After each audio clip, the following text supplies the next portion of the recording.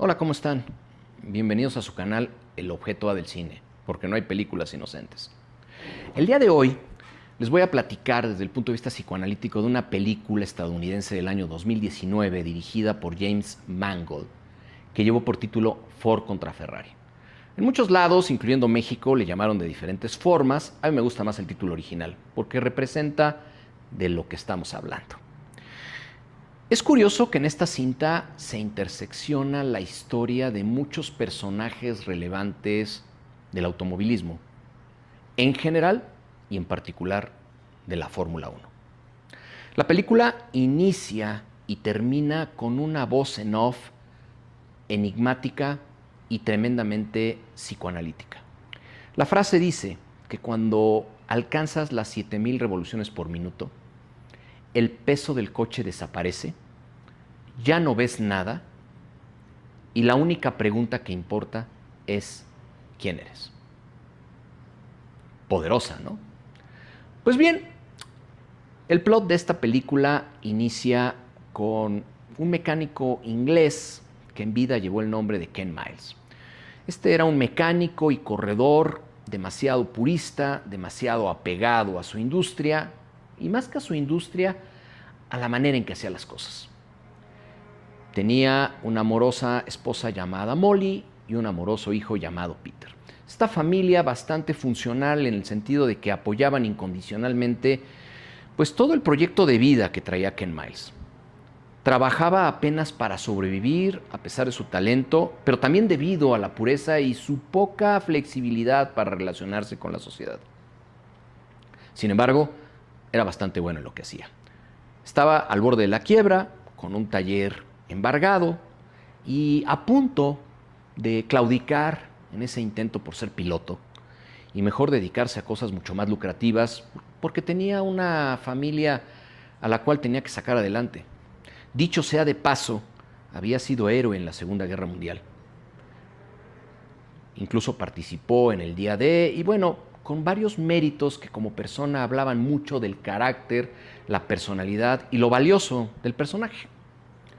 Por otro lado, tenemos a Henry Ford II o Henry Ford II, heredero del imperio de Ford Motor Company, y tenía varios ejecutivos, como suele pasar en estos corporativos gigantescos, y por un lado tenía a un vicepresidente de Relaciones Públicas llamado Leo Beebe, que muchos terminamos odiándolo al final de la película, y por el otro lado tenía un maestro de maestros del automovilismo, que se llamaba Lee Iacocca.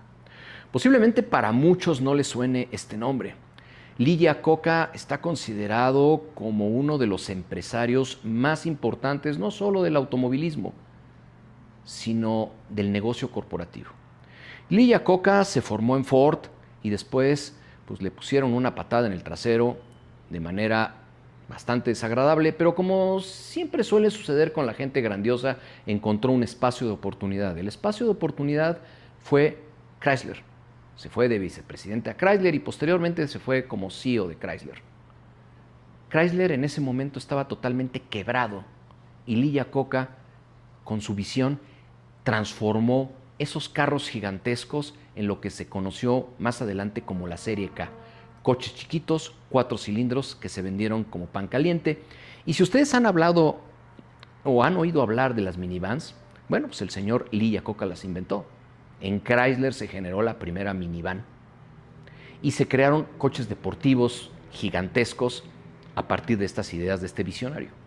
Pues bien, la película no se ubica en esa época en que transformó y sacó de la quiebra a Chrysler, sino que se ubica en sus tiempos en que trabajaba para el señor Henry Ford II y se le ocurre una idea visionaria al señor Iacocca y le dice a Ford, debemos de correr en Le Mans. Ford y obviamente su vicepresidente de Relaciones Públicas, Leo Beebe, le dicen que está perfectamente loco, pero les explica que la imagen de la Fórmula 1 es una imagen de los jóvenes que recientemente, con no muchos años de diferencia, habían regresado de la guerra y se posiciona el coche de carreras de la Fórmula 1 como un símbolo de masculinidad, como un símbolo de virilidad.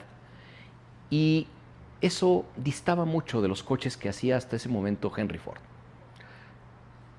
Termina convenciéndolos de que compre el corporativo a Ferrari, una empresa triunfadora año tras año en la carrera de Le Mans, pero que estaba perfectamente quebrada, porque ahí interviene otro maestrísimo de la Fórmula 1, conocido como Enzo Ferrari, que se había gastado toda su lanita en los laboratorios de estos vehículos hermosos deportivos con un sonido apasionantemente hermoso, y necesitaba fondos. Muy a pesar de la influencia de Leo Bibi, se traslada este maestrísimo Lee Iacocca con un equipo de gente a Italia con la idea de ofrecerle una muy buena lana al señor Enzo Ferrari para rescatar la marca, pero dominar el segmento de Le Mans. Enzo Ferrari, cuya biografía podría ser materia de muchísimos videos, libros y se ha derramado mucha tinta al respecto, obviamente trata de utilizar la oferta de Ford para vender a otra marca italiana las acciones de Ferrari y finalmente conserva la marca y logra un financiamiento al interior de la propia Italia. La gente de Ford regresa a los Estados Unidos cabizbaja, pero al mismo tiempo, como suele suceder en las personas geniales, las cosas malas las convierten en éxito. Lee Iacocca convence a Henry Ford de construir un coche capaz de competir con los Ferrari en la carrera mítica de Le Mans. Y al efecto, contratan a un maestro de maestros. La palabra la estoy agotando porque aquí el desfile de personalidades es interminable. Pues van a ver al señor Carroll Shelby, que como ustedes podrán ubicar, es el constructor del famoso Mustang Shelby, que es una edición especial de este vehículo caracterizado por ser el auténtico muscle car americano. Y bueno, pues Lee Iacocca se entrevista con Shelby, le plantea esta idea de construir lo que más adelante se llamaría el Ford GT40. ¿Por qué 40? Porque eran los centímetros que mediaban entre el chasis y el piso. Shelby le dice que es algo bastante complejo de hacer y sobre todo tardado, costoso. Sin embargo, aquí hay un punto interesante. Shelby había ganado la carrera de Le Mans y se tuvo que retirar por un problema cardíaco. Ahí encontramos una interrupción del goce psicoanalítico. El genio francés, el doctor Jacques Lacan, inventó el término del goce y lo diferenció del placer. El goce es todo aquello que hacemos para tratar de acercarnos al deseo, pero nos produce dolor. Es decir, es una ambivalencia entre disfrutar lo que hacemos y sufrirlo. Esa ambivalencia, ese sabor agridulce del goce es lo que hace que repitamos la conducta. Y se vuelve obsesivo. Es muy difícil salir de ese ciclo. ¿Por qué? Y ahorita seguimos con el plot de la película. Porque siempre que gozamos en los términos que plantea el doctor Lacan, se presenta algo que el psicoanálisis llama castración. No se estén imaginando cosas. La castración en términos psicoanalíticos no es otra cosa más que la interrupción del goce. Son los avatares de la vida que hace que nuestros proyectos se vengan abajo, que estemos en la quiebra, que nos enfermemos, que tengamos problemas, que reprobemos una materia, que nos quedemos sin trabajo. Eso es la castración. Una serie de cosas que interrumpen lo que tanto nos gusta hacer. En ese sentido, la castración para Shelby, ¿cuál fue? Sus problemas cardíacos. Sin embargo, dentro de él seguía esa intención de seguir gozando con lo que otorga la Fórmula 1. ¿Qué es lo que hace? Shelby se subordina a lo que Jacques Lacan llama el orden simbólico, es decir, el orden de la sociedad en la que vivimos, la ley, todo aquello que nos norma, y se somete al orden simbólico construyendo coches, ya no llevando una vida arriesgada. ¿Qué es lo que pasa cuando nos frustramos? Y seguramente te ha sucedido. Cuando renuncias a tus sueños y te tienes que dedicar a otras cosas por necesidad, te frustras. No eres del todo feliz. siempre vas a buscar retornar a eso que te hacía derramar adrenalina. Pues algo así le pasa al señor Shelby, y cuando tiene esta oferta de Ford Motor Company a través de Lee Iacocca, acude con Ken Miles, que como decíamos, pues andaba quebradón y bueno, pues ya andaba ahí bastante erizo, a punto de tirar la toalla, y le dice, ¿sabes qué? Pues vamos a construir un coche de carreras. Obviamente Ken Miles, dentro de su purismo, lo tiró de a loco a Shelby, pero entiende que es posible. Y juntos empiezan a construir el GT40. Empiezan a hacer pruebas, se empieza a dedicar Ken Miles a perfeccionarlo, porque así como sucede en los pilotos de avión que inicialmente son mecánicos y que se vuelven en muy buenos pilotos, también sucede con los pilotos de carreras. Si comienzan siendo mecánicos y después se vuelven pilotos, entienden muy bien cómo funciona un vehículo, hasta dónde lo pueden llevar, qué es lo que está fallando. Y algo así sucede con Ken Miles cuando está construyendo este precioso coche que se llama GT40. Lo perfecciona a tal punto que ya está listo para correr en Le Mans. Sin embargo, la personalidad de Miles choca con esa personalidad del vicepresidente de Relaciones Públicas de Ford, que se llama Leo Beebe. Y desde el principio se cagan. No se pueden ver ni en pintura, y obviamente por la influencia que tiene el señor Beebe con Henry Ford II, que también no era una persona muy facilita, hacen que Miles no corra en este Le Mans. Se queda en los Estados Unidos, pero en todo esto tiene un acompañamiento muy solidario y que realmente es digno de admirarse de su esposa y de su hijo, que no solamente respetan, sino que admiran la pasión de Miles por el purismo inserto en el automovilismo. Total, que estos menes se lanzan a Francia a correr Le Mans y, como suele suceder, pierden. ¿Por qué pierden? Porque no se perfeccionó algo que Miles había observado en el GT40, los frenos. Estos frenos le traen muchos problemas al vehículo y terminan en una de las prácticas por accidentar a Miles. Se incendia el vehículo y sale bien librado, pero es un tema que no se logra superar. Y bueno, no nada más los frenos, sino que se le descompone todo al famoso GT40 y Carroll Shelby tiene que regresar, casi bajándose los pantalones con el señor Henry Ford, y decirle, bueno, el coche casi se destruye, pero logramos obtener una velocidad que nunca antes vio Enzo Ferrari. Lo convence a Henry Ford de perfeccionar el GT40, y cuando ya lo había mandado mucho a la goma Ken Miles porque lo habían hecho de agua para que se fuera a Le Mans, lo vuelve a ver Shelby, lo convence que se regrese al proyecto y perfeccionan el vehículo. Nuevamente la sombra del señor Beebe eclipsa los trabajos de Miles y se hace cargo del proyecto con la idea de que el señor Miles nunca corra un GT40.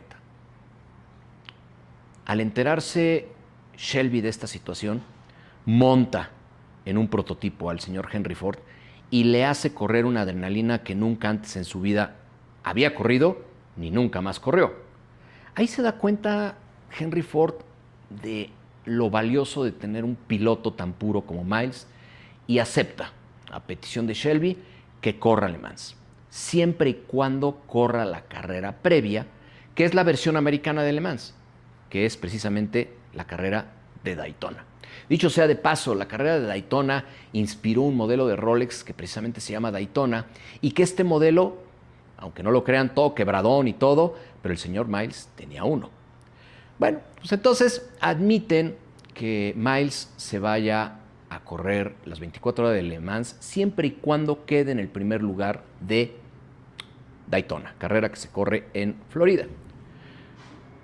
Obviamente gana la carrera, muy a pesar de las instrucciones de Leo Beebe, se va a Le Mans y en Le Mans pues obviamente hace un papel impresionante. Deja atrás a todos, sabiendo como mecánico hasta dónde puede forzar el vehículo, lo lleva al extremo, que en términos psicoanalíticos es el tope del goce, ¿sí? Y al llevarlo al máximo, los coches de Ferrari revientan. Poco antes de que se acabe la carrera, queda en un primer lugar absoluto. Sin embargo, nuevamente el señor Leo Beebe convence a Henry Ford para que los 3 vehículos de Ford lleguen a la meta en el mismo lugar. Es decir, que los 3 vehículos lleguen emparejados a la meta como si fueran 3 primeros lugares. Debemos de observar aquí, y aquí es en donde hay mucha división de opiniones, que esto a nivel de mercadotecnia resultaba seductor. Tan seductor que el señor Ford acepta y le da la instrucción a Shelby de que así sea. Ken Miles entonces se tiene que someter a ese orden simbólico, porque para eso fue llamado, de eso vivía, y tiene que sujetar un poco esa pulsión de la que en algún momento habíamos venido hablando, y tiene que sujetar esa pulsión salvaje a lo que le están instruyendo, y acepta. Se deja alcanzar por los otros 2 vehículos y los 3 Ford llegan a la meta en el mismo sitio. Ken Miles se queda con la idea de que los 3 habían quedado en primer lugar. Sin embargo, aquí, por un tecnicismo, queda en segundo, dado que él, al haber arrancado, ¿sí?, con una distancia con respecto a la meta, en realidad lo colocaba en segundo lugar y no en primero. Es decir, al momento de arrancar, arrancó con unos metros de ventaja con respecto de los otros Ford, y en consecuencia, al momento de llegar al final, tenía que considerarse esa ventaja de metros, y al considerar esa ventaja de metros, pues obviamente había otro compañero que quedaba en primer lugar y el maestrísimo Miles quedaba en segundo. ¿Qué vemos aquí? La castración. Un elemento que no controlamos, avatares de la vida que nos corta el goce de correr. Es decir, el goce de Ken Miles no era volverse rico, era correr. En esa pulsión freudiana de acercarnos a la completitud. Ojo, esto es algo muy interesante y que al final causó una división de Freud con Jung. La pulsión nunca es perfecta, nunca tiene final feliz. La pulsión en realidad lo que persigue es que regresemos a un estado inerte, en donde no haya sufrimiento, en donde no haya energía que sufra. Es decir, regresar al nacimiento o regresar a la muerte, como ustedes lo quieran ver. Pero en realidad todos nos dirigimos ahí en un entretanto, haciendo diferentes cosas. Bueno, pues en el caso de los pilotos, mucho hay de ello, pero particularmente, no vamos a generalizar, hablando del señor Ken Miles, su pasión era correr, su goce era ese, en donde el hecho de fallecer era irrelevante. Era mejor fallecer en el tope máximo del goce que volverse millonario en una frustración que nos cayera en algo que se llamaría amargura, es decir, la renuncia al deseo.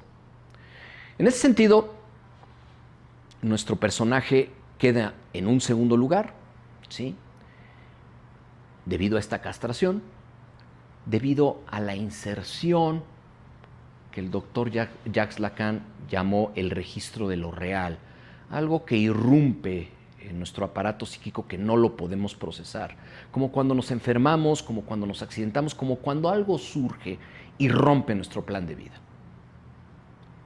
No estamos acostumbrados a lidiar con eso. Cuando algo nos pasa, y seguramente te ha ocurrido, que no está esperado en el guión de tu vida, te desconfigura.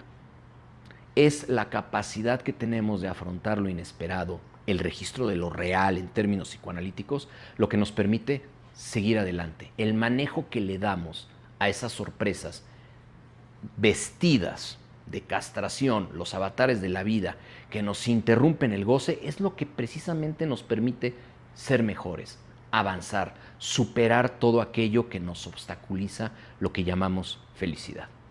En fin, el maestro Ken Miles, que estaba más pegado a ese registro de lo real que los demás personajes, dice, no pasa nada, me como un sándwich, me tomo un tecito y seguimos practicando para la segunda o para la siguiente carrera de Le Mans.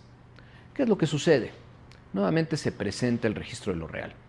En una de esas prácticas del GT40, el vehículo se queda nuevamente sin frenos, se vuelve a incendiar como en los preparativos al inicio de la película, pero en esta ocasión el señor Ken Miles fallece.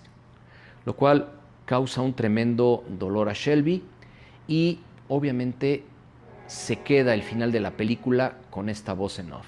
Cuando alcanzas las 7000 revoluciones por minuto, el peso del coche desaparece, ya no ves nada y la única pregunta que importa es ¿quién eres? ¿Cuál es la moraleja de la película?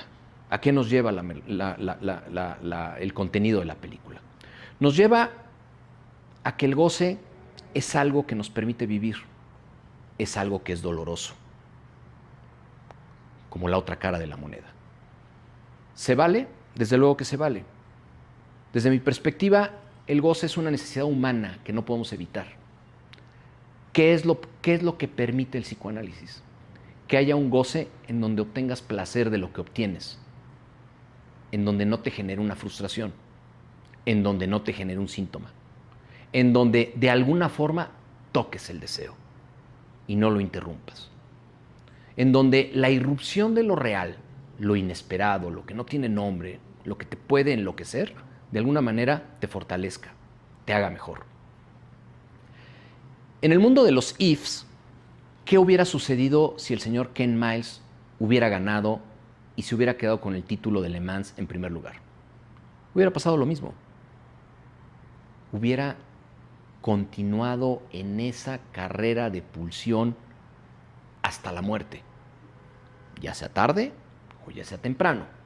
Es decir, hubiera continuado corriendo vehículos y arriesgando la vida, llevándolos al tope, 7000 revoluciones.